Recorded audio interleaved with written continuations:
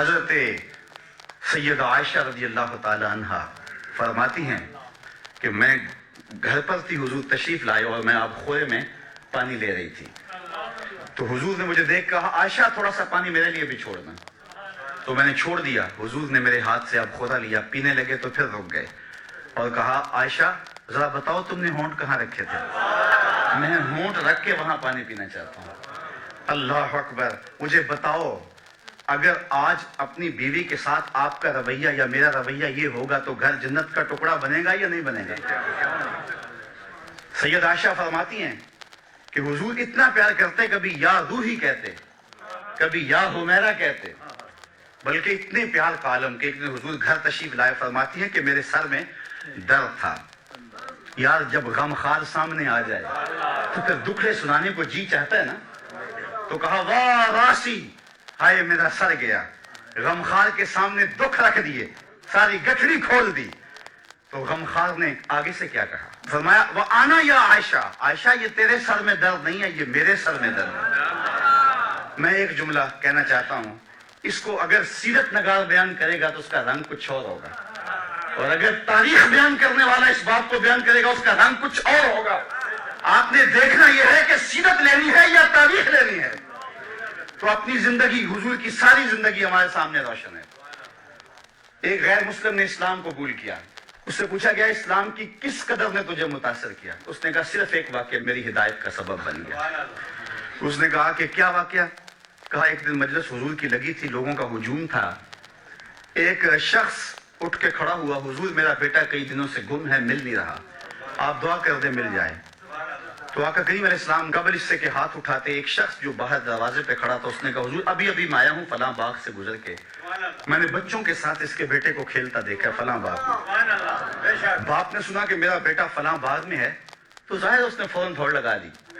تو آقا کریم علیہ السلام نے فرمایا اسے بلاؤ، بلایا گیا، کہا بہت جلدی ہے؟ جی حضور آپ جانتے ہیں کئی دنوں سے بچھڑا ہوں، اس کی ماں الگ تڑپ رہی ہے، میں الگ بے چین ہوں، کئی دن سے کھایا کچھ نہیں، جب خبر ملی ہے تو بہت جلد بچے سے ملنا چاہتا ہوں۔ فرمایا ضرور جاؤ، میں روکتا نہیں، روکنے کے لیے بلایا بھی نہیں، لیکن تمہیں بلانے کا بھی ایک مقصد تھا۔ جی حضور ارشاد فرمائیے۔ فرمایا جب باغ کنارے جاؤ، بچوں کے ساتھ اس بچے کو کھیلتا دیکھو، تمہارے بیٹے کو جب تم کھیلتا پالو تو اسے بیٹا بیٹا کہہ کے آوازیں نہ دینے لگ جانا، جو نام رکھا اس نام سے پکارنا۔ عرض کی حضور میرا بیٹا ہے، اگر بیٹا کہہ کے پکاروں تو حرج بھی کیا ہے؟ فرمایا تم کئی دنوں سے بچھڑے ہو، تمہارے لہجے میں بلا کا رس ہوگا، اور تم نہیں جانتے ہو سکتا ہے کھیلنے والوں میں کوئی یتیم بھی کھیل رہا ہو، اور جب تم اپنے بیٹے کو بیٹا کہہ کے پکارو گے اس کا کلیجہ تڑپ جائے گا، کاش آج میرا باپ ہوتا تو مجھے بھی بیٹا کہہ کے پکارو۔ تو کہا یہ شوق گھر جا کے پورا کر لینا، یہ شوق گھر جا کے پورا کر لینا، اس کے سامنے اپنے بیٹے کو بھی بیٹا کہہ کے نہیں پکارنا۔ یہ اسلام کا دیا ہوا دین ہے۔ غریب کے سامنے اپنی دولت کی نمائش نہیں کرنی، بیوہ کے سامنے اپنی بیوی سے پیار نہیں کرنا، بلکہ میرے حضور نے یہاں تک ارشاد فرمایا اپنے گوشت کی خوشبو سے غریب ہمسائے کو تکلیف نہیں دینی، یا تو تھوڑا سا پانی زیادہ ڈال لو اور شوربے کی ایک پیالی ہمسایوں کے گھر بھی بھیج دو۔ اگر ایسا نہیں کر سکتے تو پھر ایسے زاویے میں وہ کھانا پکاؤ کہ غریب کے بچوں تک اس کی خوشبو نہ پہنچے۔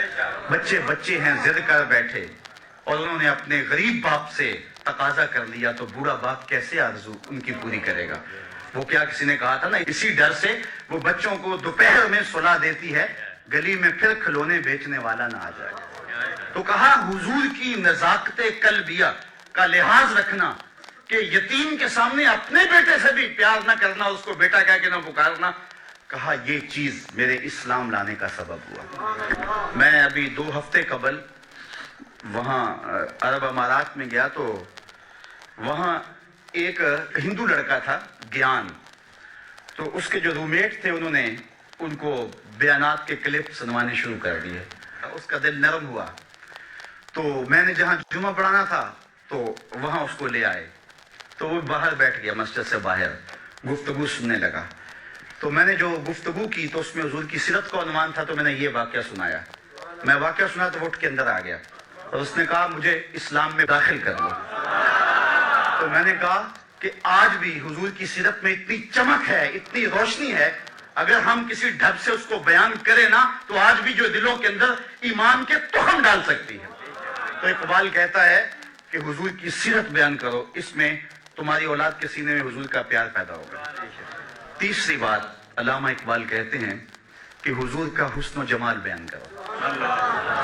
انسان کی فطرت یہ ہے کہ وہ حسن کی طرف لڑکتا ہے، یہ اسی لیے آپ نے یہاں پھول رکھے ہیں نا کہ یہ اچھے لگیں، بھلے لگیں، طبیعت کو بھا جائیں۔ حسن جہاں بھی ہوگا، جس روپ میں بھی ہوگا، وہ متاثر کرے گا، وہ کاکل دراز میں ہو، وہ لب و رخسار میں ہو، وہ قد رانا میں ہو، وہ غزالی آنکھوں میں ہو، وہ تیر جیسی مشگاں میں ہو، وہ تتلی کے پروں میں قدرت کی سنائی کی صورت میں ہو، وہ حسن پھوٹتے جھرنوں میں ہو، بہتی ندیوں میں ہو، کوئل کے لہجے میں ہو، معصوم بچے کی مسکراہٹ میں ہو، جہاں بھی ہوگا حسن متاثر کرے گا۔ اقبال کہتا ہے جب طے شدہ ہے کہ انسان فطرتاً حسن پسند ہے تو آؤ نہ پھر اس کو اس کی چوکھٹ پہ لے چلے جہاں حسن بھی پانی بھرتا ہے، جہاں عشق بھی غلامی کرتا ہے، اس حسینہ ماہ خوبہ کی چوکھٹ پہ لے چلیں۔ تو اقبال کہتا ہے کہ حضور کے حسن کا تذکرہ سنائیں گے تو پھر اس کے سینے میں حضور کا پیار پیدا ہوگا۔ اس عنوان سے صرف ایک حدیث اور میری گفتگو اختتام تک پہنچ جائے گی۔ صحابہ میں سب سے آخر میں جس شخص نے وصال کیا ہے اس کا نام ہے حضرت ابو طفیل رضی اللہ تعالی عنہ۔ 110 ہجری میں وصال ہوا ہے، حضور کا وصال ہوا ہے 11 ہجری کے اوائل میں، اور ان کا وصال ہوا 110 ہجری میں، تو گویا حضور کے وصال کے تقریباً 100 سال بعد زندہ رہے۔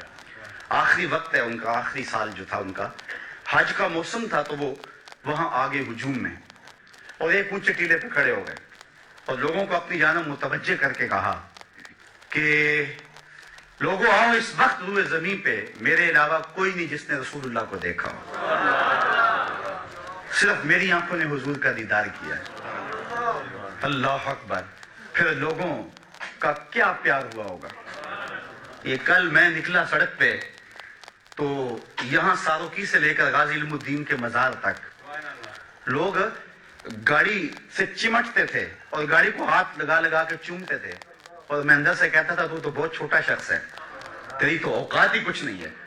تو میں کہتا یہ کیوں مجھ سے پیار کرتے ہیں؟ اس لیے کہ میرے لبوں پہ نام محمد کا وظیفہ ہے۔ یار 14 صدیوں کے فاصلے پہ میرے جیسا نکما شخص بھی حضور کا نام لے تو لوگ گاڑی سے لپٹیں، تو یار مجھے بتاؤ جس نے خود حضور کو دیکھا ہوگا تو کتنے ناز سے کہا لوگوں آؤ، اس وقت روئے زمین پہ میرے علاوہ کوئی نہیں جس نے حضور کو دیکھا ہوگا۔ اقبال نے کہا تھا نا کہ نسیم تشنا ہی نہیں اقبال کچھ اس پہ نازاں، فخر ہم کو بھی ہے شاگردی داغ سخنداں کا۔ جس نے داغ دہلوی کو دیکھا وہ ناز کرتا۔ ہمارے استاد ہوتے تھے محمد علی حاشر، وہ بڑے کمال درجے کے کاتب تھے اور فارسی کے اچھے شاعر تھے، تو وہ کبھی بات کرتے تو کہتے کہ میں اقبال کی مجلسوں میں بیٹھتا رہا ہوں، مولانا ظفر علی خان زمانے میں زمیندار اخبار نکالتے تھے تو اس کی شاہ سرخیاں وہ لکھتے تھے، کوئی زمانہ لکھتے رہے، تو وہ کہتے تھے میں مولانا ظفر علی خان کا ساتھی رہا ہوں۔ تو جو مولانا ظفر علی خان کا ساتھی رہے وہ تو ناز کرے، جس نے اقبال کی مجلس میں چند لمحوں کے لیے بیٹھنے کی سعادت پائی ہو وہ تو فخر کرے، جس نے داغ دہلوی کو دیکھا ہو وہ تو ناز کرے، اور جس کی آنکھوں نے جمال محمد عربی کو دیکھا ہو وہ اپنے مقدر پہ کیوں ناز نہ کرے، وہ فخر کیوں نہ کرے۔ کہا لوگوں آؤ، اس وقت کوئی کائنات میں دوسرا نہیں ہے جس نے حضور کو دیکھا ہو، سب سے آخری شخص میں ہوں جس نے حضور علیہ السلام کا دیدار کیا۔ تو لوگ جمع ہو گئے، ہجوم بن گیا۔ میں توجہ تھوڑی دیر کے لیے چاہوں گا، یہ سارے انتظام بعد میں ہو جائیں گے، اس لیے کہ تذکرہ چھڑا ہے حضور کے حسن کا، اور حسن ایسا ہے، پہلے اس پر انہماک کی ایک بات سن لیں۔ یار چہرہ حضور کا تو چہرہ رہا نا۔ ایک صحابی ہیں حضرت میمونہ بنت کردم رضی اللہ تعالیٰ عنہ، کہتے ہیں مجھے شوق تھا میں کہ حضور کو دیکھوں، تو ایک دن میں اپنے باپ کے ساتھ حضور کو دیکھنے گئی، اور یہ حجۃ الوداع کا موقع تھا، حضور اونٹنی کے اوپر بیٹھے ہوئے تھے۔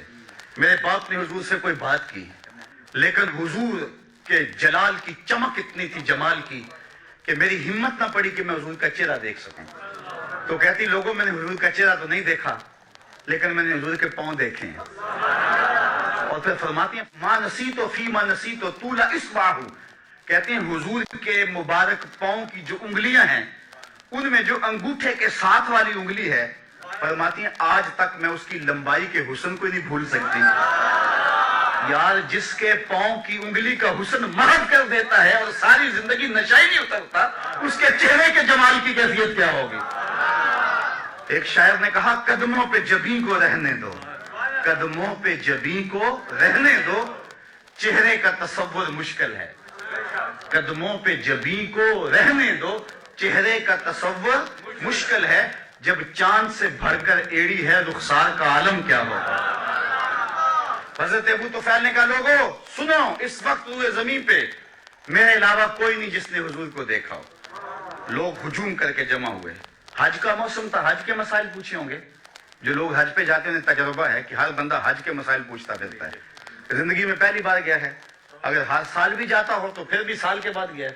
عید کے موقع پہ ہر سال مولوی صاحب کو عید کا طریقہ بتانا ہی پڑتا ہے، اس لیے کہ سال کے بعد آئی ہے۔ تو حج کے ایام میں یہ ہوتا ہے، ہر بندہ حج کے مسائل پوچھتا ہے۔ تو ایک صحابی مل گیا ہے، تابعین نے پوچھا ہوگا کہ حضور نے حج کیسے کیا، منا میں کیسے گئے، عرفہ میں قیام کیسے کیا، حضور علیہ السلام نے عرفات میں قیام کیسے کیا، مزدلفہ میں قیام کیسے کیا، رمی جمار کیسے کیا، لیکن تاریخ کا جواب نفی میں ہے۔ کسی نے حج کا مسئلہ نہیں پوچھا، کہا صف لنا رسول اللہ صلی اللہ علیہ وسلم، تم نے حضور کو دیکھا ہے تو بتاؤ حضور کا چہرہ کیسا تھا، حضور کی آنکھیں کیسی تھی، آنکھوں میں ماں ذات کے ڈورے کیسے تھے، زلفیں کیسی تھی، حامیم کے کنڈل کیسے تھے، صف لنا رسول اللہ صلی اللہ علیہ وسلم۔ تو حضرت ابو طفیل نے 3 لفظوں میں حضور کا حلیہ بیان کیا، اور وہ آپ یاد کرنا چاہیں تو یاد ہو سکتا ہے، وصاف بن جائیں حضور کے۔ علماء نے لکھا ہے جو شخص حضور کا حلیہ بیان کرے لوگوں کے دل میں اس کے لیے جگہ بن جاتی، لوگ اس سے پیار کرنے لگ جاتے ہیں۔ ہر بندہ چاہتا نا میں ہر دل عزیز بن جاؤں، تو میں آپ کو بتاتا ہوں، اگر نسخہ بتا رہا ہوں، وہ سنیاسی بابے تو ساتھ لے کے نسخہ مر جاتے ہیں، لیکن میں آپ کو نسخہ دے کے جا رہا ہوں۔ اگر چاہتے ہو کہ ہم ہر دل عزیز بن جائیں، حضور کے حسن کے قصیدے پڑھا کرو، لوگ تم سے پیار کریں گے۔ تو حضرت ابو طفیل نے 3 لفظوں میں حضور کا حلیہ بیان کیا، یاد کر لیں۔ کان رسول اللہ صلی اللہ علیہ وسلم ابیضا ملیحا مقصدا، ایک تو چٹے رنگ کے تھے، حسن نمکین تھا، ہر معاملے میں توازن تھا۔ 3 لفظوں میں حضور کا متوازن، سوا صدر والبطن، پیٹ اور سینہ برابر، پیٹ اٹھا ہو سینہ اندر ہو حسن ختم ہو جاتا ہے، سینہ آگے نکلا ہو پیٹ چپکا ہو تو یہ بھی حسن کو زائل کر دیتا ہے، سینہ اور پیٹ برابر ہو تو یہ اعتدال ہے۔ ابل الذرائین والسعدین والزندین، کلائیاں حضور کے مبارک، کندھے مبارک، حضور کے بازو سب برابر تھے اور جو ہے موزونیت کے ساتھ بڑے تھے۔ کان رسول اللہ لیس بالطویل الممغط ولا بالکثیر المتردد، قد ایسا کہ نہ پست کہا جائے نہ بہت لمبا کہا جائے، چونکہ بہت لمبا قد بھی حسن میں جو ہے وہ نقصان کا سبب ہے، چھوٹا قد تو ہے ہی نقصان کا سبب ہے۔ حضور درمیانی قد و قامت کے حامل تھے، لیکن ایک شان اللہ نے اپنے محبوب کو یہ بھی دی تھی کہ لمبے لمبے قد والے صحابی بھی تھے، حضور کا قد لمبا نہیں تھا، حضور کا قد درمیانہ تھا، لیکن اذا جامع الناس غمرهم، جب حضور آتے نا تو 10,000 کا مجمع بھی ہوتا، حضور کے کندھے سروں سے اونچے دکھائی دیتے۔ یہ اللہ نے اپنے محبوب کو شان دی تھی، اور جنہوں رب نے اونچا کیا ہے کون اس کو نیچا کر سکتا ہے؟ حضور کے کندھے اوپر دکھائی دیتے۔ اسی طرح فرمایا حضور متوازن تھے، حضور کا رنگ سفید تھا، اظہر اللون، نکھرا ہوا رنگ، ابیض اللون، چمکدار رنگ، اللہ اکبر۔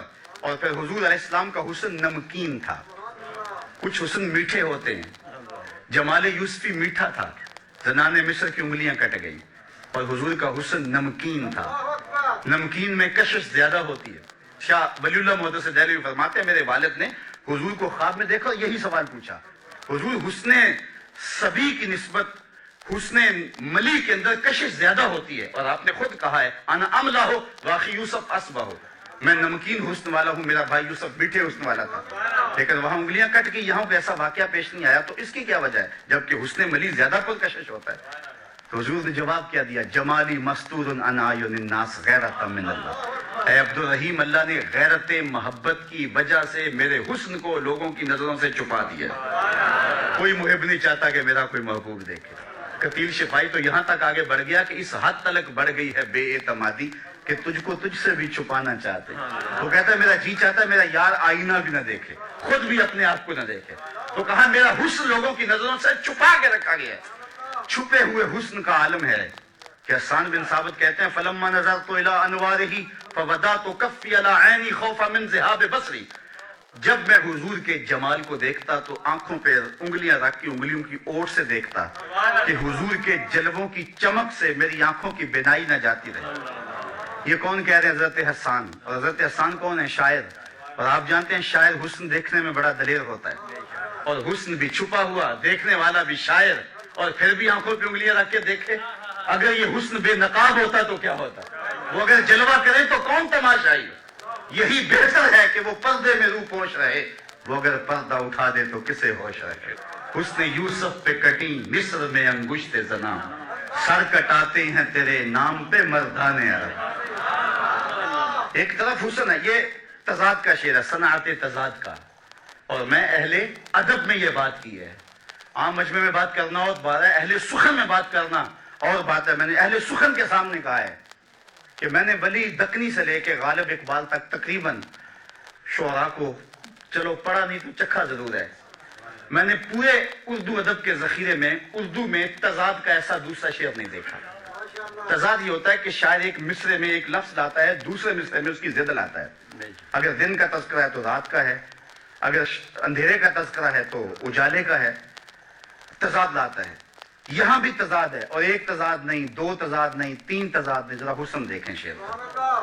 حسن یوسف پہ کٹی مصر میں انگشت زنا، 6 چیزیں ہیں. سر کٹاتے ہیں تیرے نام پہ مردان عرب. ایک طرف حسن ہے، دوسری طرف صرف نام ہے. وہ حسن حضرت یوسف کا اور یہ نام میرے حضور کا، اور ادھر عورتیں اور ادھر مرد. وہ عورتیں بھی مصر کی، یہ مرد بھی عرب کے. ادھر انگلیاں، ادھر سر. اور پھر آگے بڑھیں، ادھر کٹی ماضی کی بات ہے، کٹاتے ہیں تسلسل جاری ہے. اور ادھر کٹی اہل علم کے لیے لازم ہے. کٹی ارادہ نہیں تھا، بے اختیاری میں کٹ گئی. ادھر کٹاتے ہیں قصد پایا جاتا ہے. سخن شاعری شہر یار اپنی جگہ، نعت کہنے کو احمد رضا چاہیے. حسن یوسف پہ کٹی مصر میں انگشت زنا، سر کٹاتے ہیں تیرے نام پہ مردان عرب. وآخر دعوانا ان الحمدللہ.